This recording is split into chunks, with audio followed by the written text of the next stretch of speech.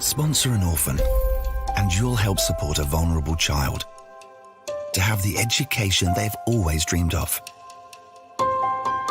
so they can build a brighter future. You'll be feeding a hungry stomach and a hungry mind with knowledge that will last them a lifetime. That's the power of an education. Sponsor an orphan now with Islamic Relief. Assalamu alaikum warahmatullahi wabarakatuh, everybody. This is Preacher Moss, host of the SOS, the Shout Out Show. Hope that you're having a wonderful Tuesday. I know it's early in the week.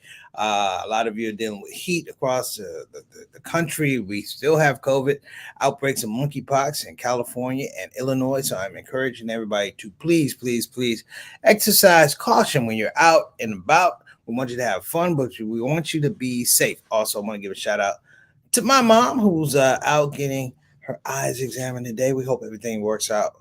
We've been dealing with that for a little bit. So prayers and peace and blessings out to her.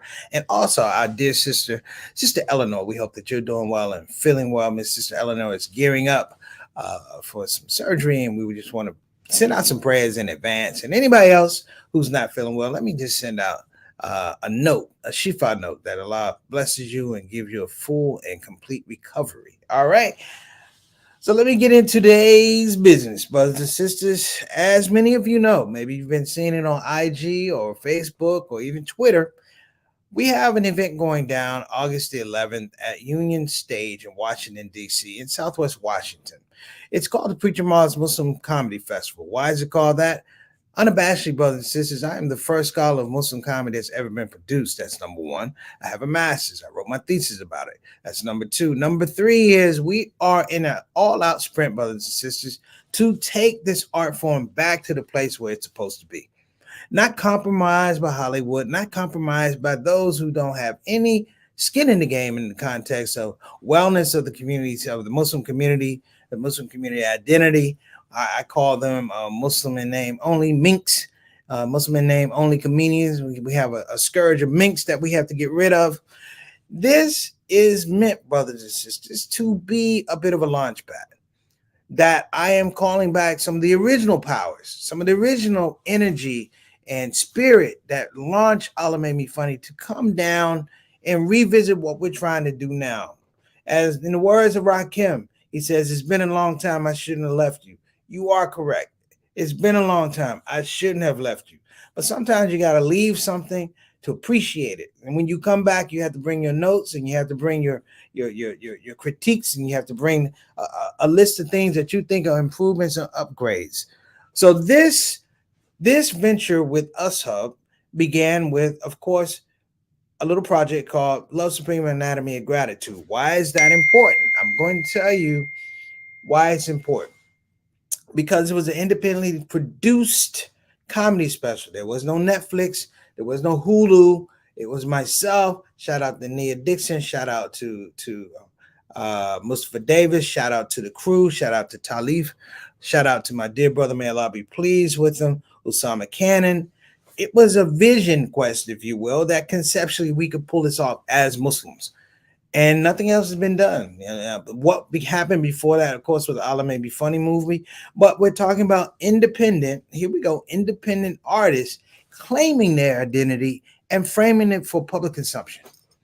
And so we have this opportunity with Us Hub. This is a historic opportunity because Us Hub, as you know, is a new kid on the block in terms of Muslim streaming.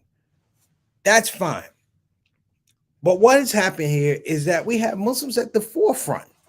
We're at the forefront. We're at the front of the tunnel telling them how we look, how we sound, how we react to things. And in that process, we're going to get, inshallah, a very organic and meaningful representation of not just the comedians and the audience, but the representation of the relationship that makes Muslim comedy special. Now, I'm going to say something on the show today. So maybe you didn't know. I'm just going to keep it real. I don't like to lie. I don't like to hide. Many people ask me, what happened to Allah Made Me Funny? I'm going to tell you what happened to Allah Made Me Funny. I'm going to give you all the warts and the calluses, because oftentimes when you're trying to get someplace, you're going to have to take some bumps and bruises along the way. I want to hear right now, I want to openly apologize to the African American Muslim community because they were the first to support Allah Made Me Funny. And in this pressure, in this space to go out and be good, to be universal, to be good community, folks, our identity suffered the most. We were not put at the front of the line. It's not like even somebody jumped in front of us. We were put out of the line. Let's just call it what it is. Now, there are those that are not in the WD Muslim community, W Muhammad Muslim community, who have been wonderful, who have been beautiful, who have fought side by side, shoulder to shoulder with what we were doing. Because I'm going to tell everybody here, this process is 20 some years, 21 plus years after the original fact of 9/11. And many of you don't know, Allah Made Me Funny started out as a solo show. With who? Me. Stay tuned. We're going to get to it. We're talking about Muslim comedy, seriously, here on the Shout Out Show. Let's roll, Satana.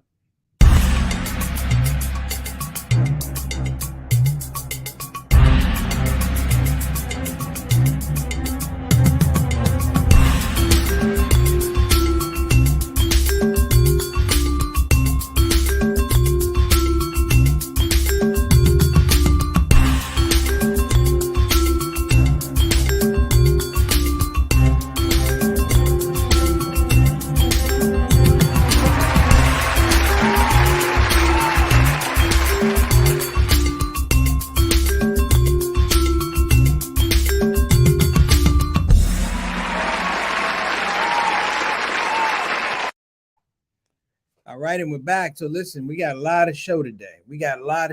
So I'm going to make sure I go through the people who are near and dear to me on this podcast. I mean, when I say near and dear to me on this particular platform, they are day ones or day twos. If they were to pick me up and say, "Preach, I need some help," they can do that because they have acquired, if you will, the right to call on me. They support me. I support them. So let's go ahead and get to the top. Who we got today?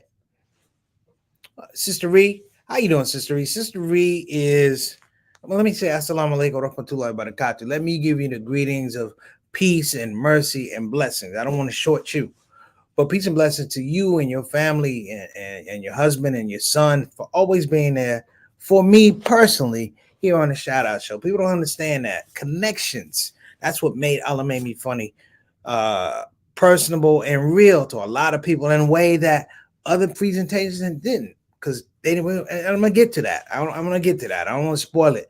Who else we got? Peace and blessings, Sister Ree. Next up, I talk about day ones. This is a day one from the day of days of Allah Made Me Funny.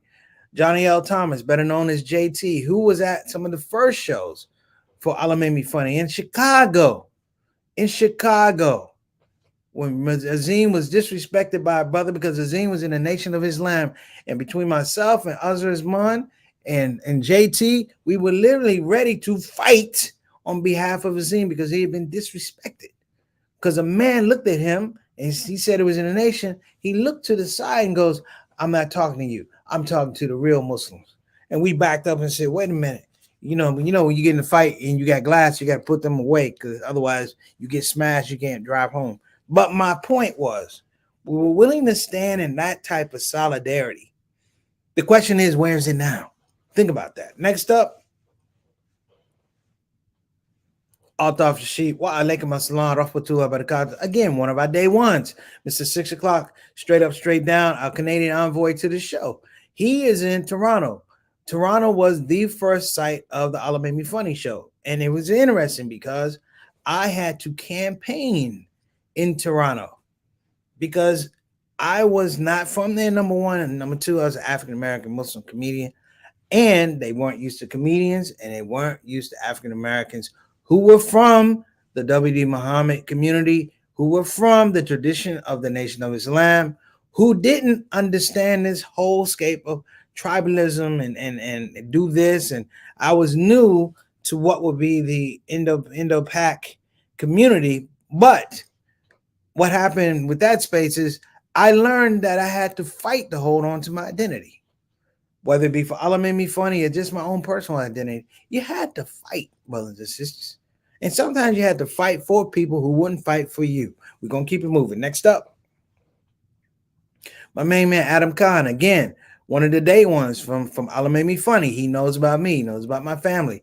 This is a guy who supported me. When I would come there, he would come hang out with me and my relatives and all that type of stuff. A day one dude. Wa alaikum assalam wa rahmatullahi wa barakatuh. When I say day one, he can actually go back and talk about times of being on stage, hanging out with me, making sure that we were good to go that way. You see what I'm saying? That's right. I appreciate the brother that rocks with me. Wa alaikum assalam wa rahmatullahi wa barakatuh. My main man, Adam. Next up, Bilal Salahuddin. And you're alone today. Okay, well, please convey our salams to your queen, please. Convey our salams to your queen. We hope that she's doing well. You're doing well. Thank you so much for supporting us, brother Bilal. And shout out to the princess, man. Hope you're doing well. And peace and blessings on those grandkids, man. You're doing a great job. Next up, brother Eric Carter. Wa alaikum assalam wa rahmatullahi wa barakatuh, sir. Appreciate you, man. Thank you so much for supporting us on the platform. And it's always a joy when you join in, man. It's always value added, just like everybody else, always value added. Next up. Now, here's something you should know. There's literally no Allah Made Me Funny without Mary Moss, better known as Mama's Son. You know, for all the grandeur and people that love Allah Made Me Funny and things like that, and this whole idea of Muslim comedy, it was my mother who was going through her own issues at the time, financially, who gave me the money, hear me now, gave me the money to buy a logo. Not a website, not a website, a logo. And I took that money and I gave it to a brother named Sakaya Sandford. Sakaya went on to be the CFO for Kanye West, but he was a graphic designer at the time. And he believed, if you will, he believed in the project so much that he didn't even charge me his full rate for the logo. The logo, the original one was a black logo with an actual mosque. And the refresh one is the one that you see me behind me, the Allah Made Me Funny one. So if you ever want to thank somebody for Allah Made Me Funny, thank Mary Moss. All right. Next up, Sakina Majahid. Wa alaikum assalam wa rahmatullahi wa barakatuh. Thanks so much for joining us. Coming all the way from Charlotte, a hardworking sister trying to make things work. Don't make all the money down there, Sister Sakina. Leave some for the little people. Leave some money for the little people. But you got, how many jobs you got? 11, 15, 14, 18 jobs? She be working. That's right. She sleeps standing up. Good to see you on the show. Next up, Musab Bora. Salam. Saw you in live in UK good few years ago. Hey man, yeah, I'm supposed to be coming back this year, man. Thank you so much for tuning into the show. You are an official member of the Shout Out Show. So anytime you want to drop through, feel so, man. We're here every day, Monday through Thursday, 5 o'clock to 5:30. I'm trying to figure out what time. That's 6 o'clock. No, that's 11 o'clock to 11:30 on the side, man. But brother Musab, thank you so much for dropping salams, man. We appreciate it. Next up, wa alaikum assalam wa rahmatullahi wa barakatuh. Yes, how you doing? I can't wait to get to Raleigh either. You know, Raleigh actually serves as the second site in the U.S. for Allah Made Me Funny. Imam Oliver Muhammad took a chance on us. There was a place called the Vital Link, if I remember correctly. It was a place called the Vital Link, and I remember this because we did 2 shows a night. So we did 4 shows. Not a whole lot of money, really no money. But what I loved about it is this man's spirit, and he just wanted to support us. And he gave, consequently, one of the greatest speeches about what Allah Made Me Funny was. And I'm saying this from somebody who's looking from the outside, but somebody has a lot of wisdom, a lot of history about the Muslim community. He talked about how important it was, and I'm going to actually revisit that. He talked about how important it was, and he talked about the forces around us that could pull us apart. The forces around us that could pull us apart. Very profound, because he was not incorrect. He was not incorrect. Next up, okay, we got our sister, our beloved sister, Satana Whitfield, our consultant producer, also working with us on the ShOUT project, the Preacher Moss Muslim Comedy Festival in DC, as well as ISNA. We are coming out. We coming out swinging, folks. And we're going to do a little bit different this time. We're going to change the trajectory, and we're going to change the purposing a little bit, because we still have work to do. All right, next up, I think that's it.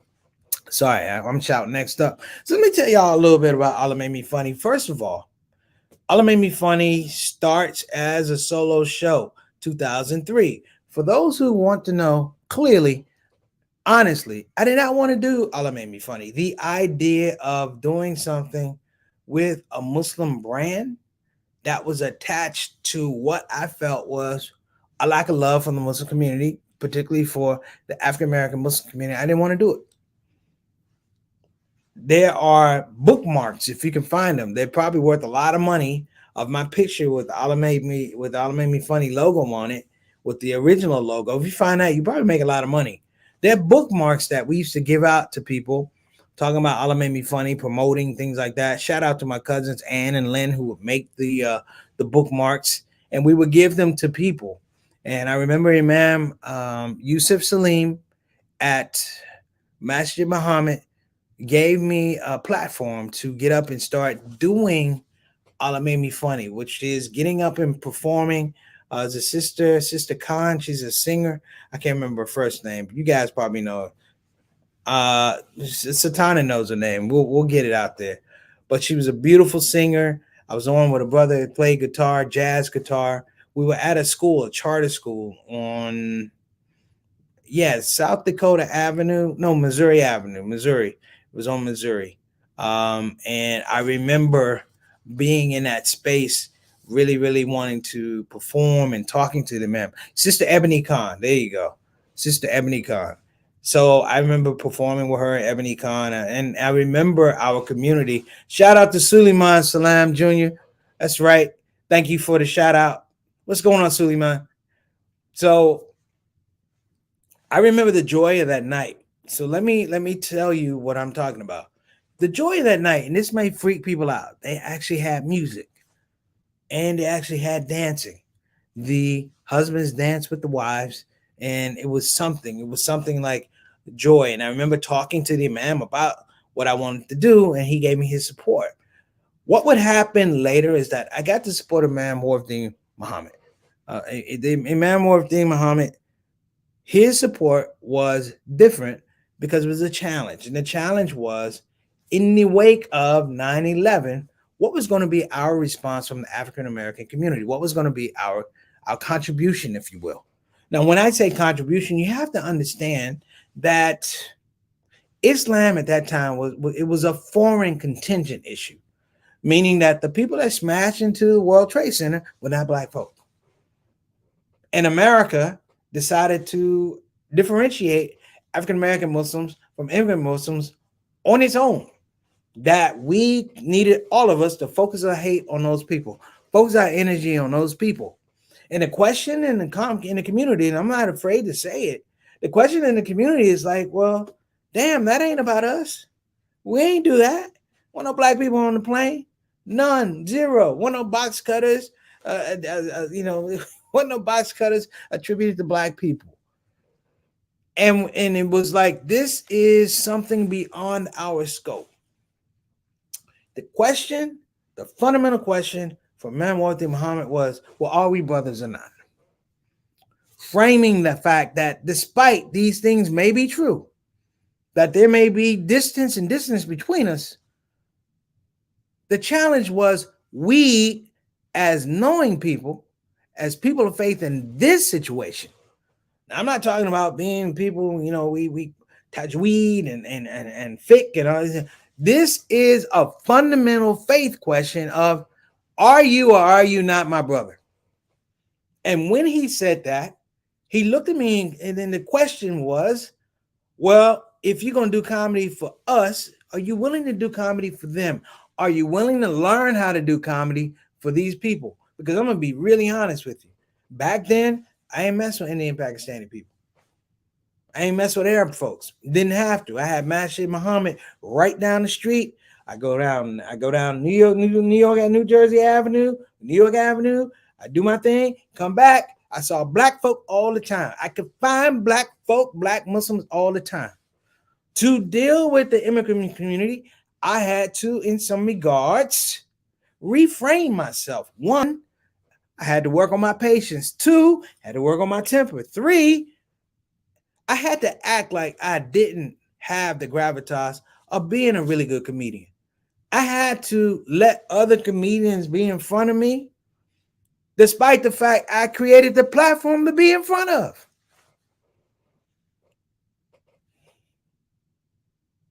Let me frame this for you. We had a website. And strategically on that website, as much as we talked about Muslim identity and things like that, there was a place there that said this tour is meant to remind people and inform people and engage people about the contributions of the African American Muslim community to America.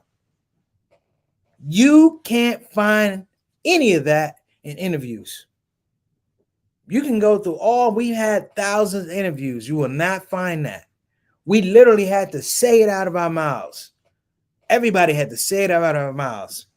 And you still can't find it. And the actual point I'm trying to make is to be the pioneer, you got to take shots. Let me tell you about one of the first shows I have my immigrant brothers and sisters, and I love you. But let's be honest. I was doing a show in New Jersey with Azhar Usman. Azhar Usman is headlining the show. Now, no, not. Azhar was not a senior comedian. The jokes were, and it's like he was still trying to be a lawyer. No, not. But the people would give him a shot. Now, I'm a senior comic. I've been doing it for years. He's been doing it maybe a year. Here's my point. I went there to find out under the auspices of what was being said by the imams about this is our opportunity to reframe the discussion about who we are. Went there, and I know I got to wrap it up. Sorry, Satana, but we might be over about 5 minutes, folks. I'm going to say that right now. But we went there, and I remember a lady coming to me, and I was dressed. She said, "Please come here." And I was like, "Oh, the sisters, maybe she'll give me salams and da-da-da." And I walked all the way across the room, and I got there. You know what she did? She went like this. She held up her teacup. She thought I was staff. She wanted me to get her tea. Even after I said, "Assalamu alaikum," she's like, "Whatever, tea, Negro."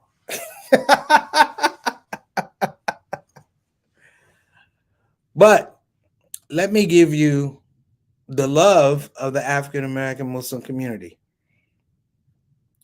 That when I had to deal with these things, when I would come back to our masjids, and it was hard sometimes, you'd be gone a long time, there were people who, for some reason, continued to encourage me, continued to say, hold tight to the plan, because our tradition is the thing that will help us come up out of this muck and wallow.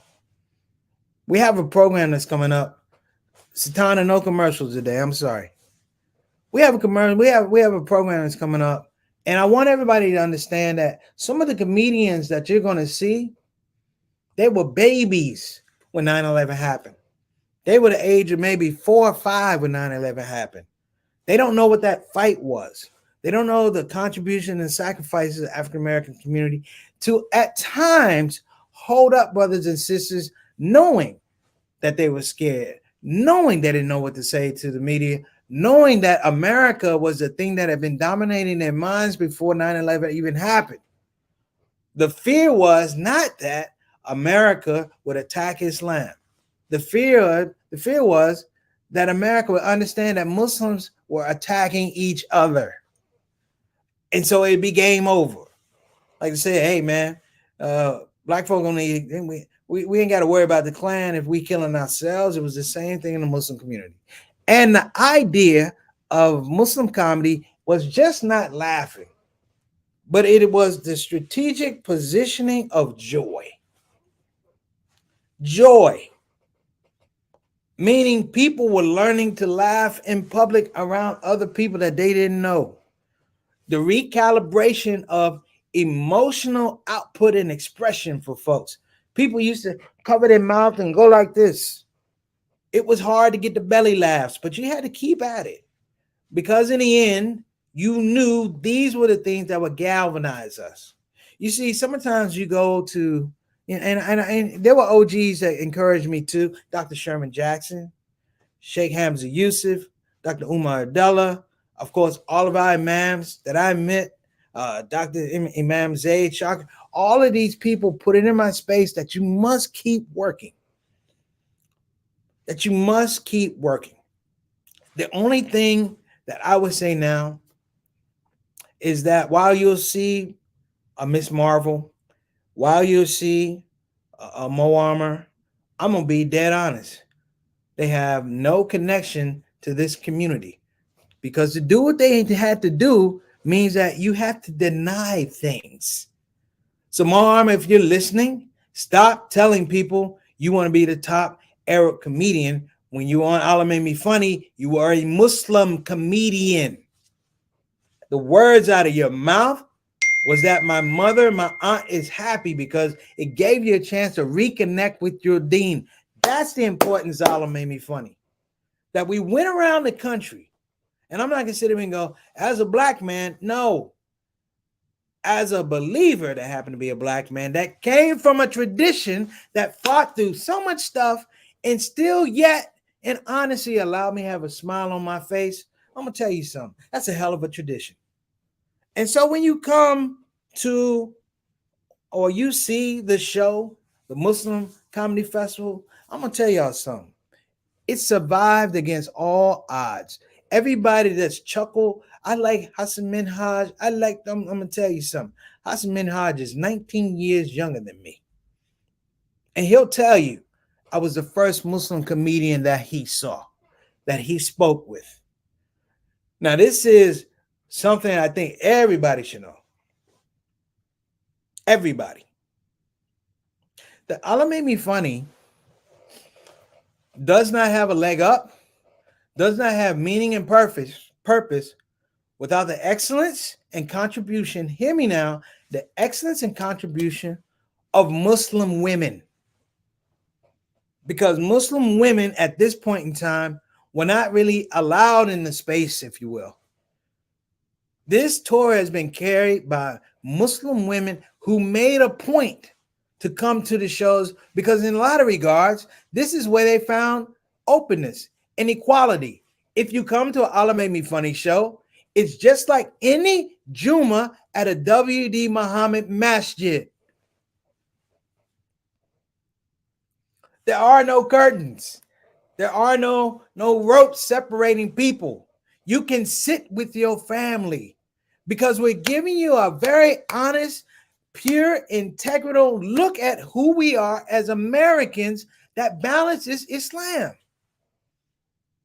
You can't take the deen from me. I can only give it to you. And even then, I can't give it to you because it's not mine. Yes, this show is correct because we have Muslim sisters on here that practice. When I say practice, I didn't say be perfect, but they have a connection. There have been other festivals, Muslim Funny Fest and stuff like that. And I participated, but I had to put my foot down on even those presentations because you were dirty in the deen. I feel like the minister now. You were dirty in the deen. You had halal night. And then the next day, you had haram night for the Muslims to let it all hang out, which is we're going to curse and be disrespectful and just like everybody else. Well, damn it, I'm going to tell you something. If you're a Muslim comedian, you ain't like everybody else. And when you come to the show, you are witnessing history. You are witnessing the foundational understanding that for this particular tour, America said, hands off. Hands off. Because you didn't want to mess with the African-American Muslims. You sure didn't want to mess with our Muslim women.